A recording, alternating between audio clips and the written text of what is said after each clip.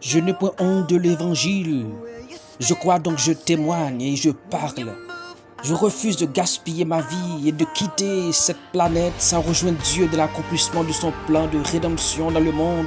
Peuple de Dieu, chrétiens du Sud, réveillez-vous, rejoignez le mouvement, investissez-vous dans la mission de Dieu qui consiste à faire de toutes les nations, dans toutes les ethnies, dans toutes les races, dans tous les villages des disciples. Le monde a besoin de notre action, le monde a besoin de Jésus. Salutations à vous, mon ami, c'est votre ami Windel Benjamin Etienne Webb. Tout le privilège est pour moi cette semaine de vous retrouver dans le cadre de notre rubrique Causerie sur la mission, Ti causer sous mission en créole. Merci à tous nos abonnés, merci à tous ceux qui aiment, qui partagent nos vidéos, à tous ceux qui produisent des remarques, des critiques et des suggestions en vue de notre amélioration. Car j'ai appris que l'excellence honore Dieu et inspire les hommes. J'espère que vous avez eu un très bon week-end. Je vous souhaite de passer une excellente semaine sous la protection du Tout-Puissant. Tenez bon, quoi qu'il advienne. C'est ici notre 7e vidéo. Dans la 6e, il a été question de la mission et la puissance. Nous avons dit qu'il est dangereux dans un monde d'hostilité de placer ou de minimiser le rôle du Saint-Esprit dans l'exercice de notre ministère d'évangélisation et de mission. Le succès de tous nos efforts repose sur le ministère incontestable du Saint-Esprit dans un monde de loup. À ceci, je rejoins ce que Tom et Kay, dans leur ouvrage Fondement, ont souligné. Dieu a conçu l'Église, Jésus-Christ l'a établi, le Saint-Esprit la dynamise. Aujourd'hui, je vous apporte un autre sujet assez intéressant, formulé en termes de questions.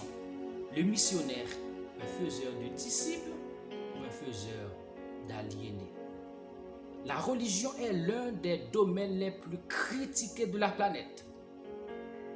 Karl Marx a dit que la religion est l'opium du peuple. Les gens comme lui pensent que la religion est un instrument d'aliénation et de servitude qui ne produit que des écervelés. Et le christianisme n'est pas épargné à ces critiques très virulentes, surtout le christianisme historique. Alors, il y a une question fondamentale qu'il convient de se poser. Le rôle de l'Église ou de la mission est-il d'engendrer des déséquilibrés, des individus sans capacité de réfléchir et de prendre des reculs, ou de faire tout simplement des disciples? Essayons de définir d'abord un aliéné. Un aliéné, c'est un déséquilibré, un dérangé mental, une personne qui n'est pas saine d'esprit. En d'autres termes, c'est quelqu'un qui est soumis à des contraintes au point de perdre son libre arbitre. Par souci un peu académique, essayons également de définir le concept de disciple. Selon Arro van Brumlen, dans son ouvrage En classe avec Dieu, être disciple, c'est adhérer à la vision de son maître et l'appliquer dans sa vie quotidienne. J'essaie de reformuler cette définition en ces termes. Être un disciple de Jésus-Christ, c'est adhérer à sa vision et à son plan comme maître et les appliquer dans sa vie quotidienne. Cette définition nous renvoie nécessairement à la grande commission consignée dans Matthieu chapitre 28, les versets 19 et 20. Allez, faites de toutes les nations des disciples, les baptisant au nom du Père, du Fils et du Saint-Esprit, et enseignez-leur à observer tout ce que je vous ai prescrit, car voici je suis avec vous tous les jours jusqu'à la fin du monde. Ces deux versets font miroiter une réalité importante. Le rapport existant entre disciples et enseignement. À ce niveau, en quoi consiste le fait de faire des disciples pour Christ? Le fait de faire des disciples consiste à enseigner tout ce que Jésus a prescrit. Cette définition paraît préliminaire, simple et même simpliste, mais c'est fondamental. Faire des disciples consiste à enseigner à des individus tout ce que Jésus a prescrit. En d'autres termes, il s'agit d'un processus dynamique de transformation de vie intégrale calqué sur le plan de Dieu pour chaque chrétien, pour chaque disciple, ressembler à Jésus. Maintenant, en quoi consistent les enseignements de Jésus-Christ? D'abord, les enseignements de Jésus-Christ sont résumés dans le grand commandement, l'amour le tue est mural. Selon André Comte-Sponville, dans son ouvrage Petit traité des grandes vertus, l'amour est l'alpha et l'oméga des vertus. Et selon Paul, l'amour, c'est la voie par excellence. Tout le ministère, tout l'enseignement de Jésus-Christ repose sur le principe de l'amour. Qu'est-ce que cela veut dire en termes clairs? Jésus n'est pas un maître qui opprime, n'est pas un maître qui développe un rapport d'aliénation avec ses disciples. Au contraire, le mode de rapport qu'il développe ou qu'il veut que tous ses disciples développent avec lui se base sur l'amour. L'amour parfait bannit la crainte. Jésus n'inspire pas la peur, mais Jésus inspire une crainte respectueuse basée sur une relation d'amour. L'appel de Jésus-Christ est clair. Venez à moi, vous tous qui êtes fatigués et chargés, je vous donnerai du repos. Le programme de Jésus-Christ consiste à donner du repos à ceux qui sont chargés et fatigués. À ce niveau, nous pouvons prendre comme exemple Thomas, le sceptique Thomas, qui a voulu être plus convaincu de la résurrection de Jésus-Christ. Et à Jésus de produire des évidences de sa résurrection à Thomas. Et quand nous suivons les techniques, les méthodes d'enseignement de Jésus-Christ, il s'agit d'un maître qui invite à réfléchir, à raisonner et à penser. À ce niveau, il y a une question qu'il convient de se poser.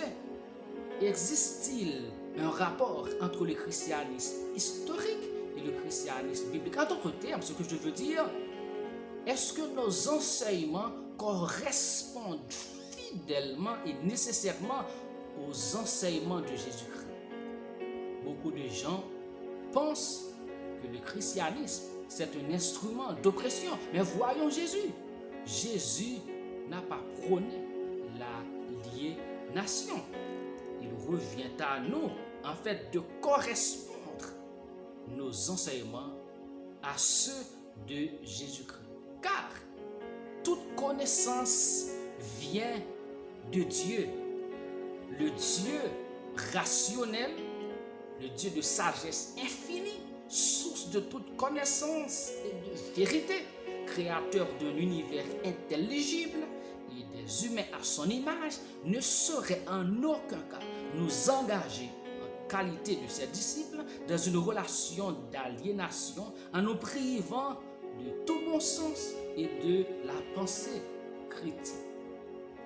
C'est notre rapport avec les enseignements de Jésus-Christ qu'il convient de redéfinir.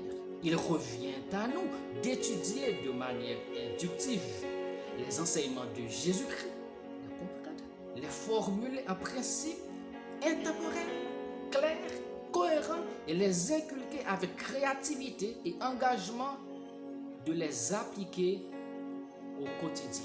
Mais vous pouvez vous demander, mais la religion, c'est des dogmes. Il y a des dogmes dans le christianisme. D'abord, c'est quoi un dogme? Au sens large, un dogme, c'est un point de doctrine établi ou regardé comme une vérité fondamentale, incontestable, dans une religion, une école philosophique. Il n'y a pas que la religion qui contient des dogmes. Il y a des dogmes partout. Par exemple, les matérialistes qui soutiennent qu'en dehors de la matière, il n'y a rien d'autre qui existe. Mais ça, franchement, c'est un dogme. Dans le domaine du droit, on parle du dogmatisme juridique. c'est extrêmement important. Et dans le contexte de la révélation biblique, un dogme, c'est un élément de vérité éternelle. Et nous pouvons par exemple considérer la mort et la résurrection de Jésus-Christ comme deux dogmes du christianisme, ou bien parmi les dogmes les plus importants du christianisme. Mais attention, ces dogmes ne nous invitent pas à ne pas poser des questions, à ne pas effectuer des recherches, à ne pas creuser pour mieux comprendre. Au contraire, la mort et la résurrection de Jésus-Christ non seulement sont prouvées par la Bible, mais par des preuves historiques et scientifiques. Par conséquent, je rejoins, ou je fais appel plutôt, à un grand apologète chrétien, C.S. Lewis, qui a dit: le Dieu qui n'impose aucun dogme à ses fidèles n'est qu'un fantôme. Il ne produira pas la crainte de l'Éternel, qui est le commencement de la sagesse. Et de ce fait, ne produira pas non plus l'amour qui en est l'aboutissement. Il n'y a rien dans cette religion servile qui puisse convaincre, convertir ou consoler les gens. Elle est donc absolument incapable de redonner de la vigueur à notre civilisation. Elle n'exige aucun sacrifice. Elle ne pourra jamais subjuguer notre paresse, nos convoitises naturelles, ni même rivaliser avec elle. Aujourd'hui, s'il y a des gens qui utilisent le christianisme ou la foi chrétienne pour opprimer, zombifier des gens, pour produire des disciples et cervelés, cela n'a aucun rapport avec les enseignements et la personne de Jésus-Christ, le Dieu rationnel et transcendant. Par conséquent, Jésus est celui qui guérit. C'est lui qui rend réellement libre. Pas seulement libre par rapport au péché, mais libre de penser. Car en Jésus-Christ, dans le mode de relation avec lui, nous découvrons